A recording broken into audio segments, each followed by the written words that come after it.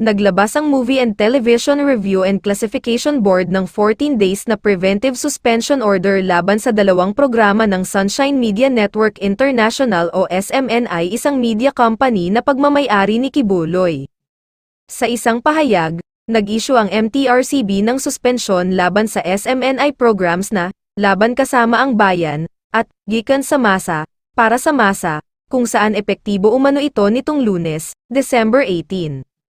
During the December 13 board meeting, a unanimous decision was reached to impose a 14 days preventive suspension on Laban Kasama ang Bayan, and a majority vote for Gikan sa Masa, Para sa Masa. The decision aligns with the powers granted to the MTRCB by Presidential Decree No. 1986, ensuring that television programs adhere to contemporary Filipino cultural values, pahayag ng MTRCB. Upon careful review and consideration of recent events and complaints received by the board. Saad pa nito, ayon sa MTRCB, sinuspinde nito ang Laban Kasama ang Bayan dahil daw sa isang report.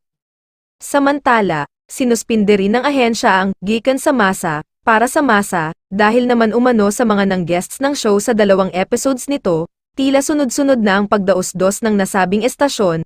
Kamakailan ay ipinasilip ng Kongreso ang prangkisa ng SMNI dahil sa patong-patong na paglabag nito, na humantong sa isang resolusyon kung saan ipinataw naman ang suspensyon ng operasyon ng nasabing estasyon.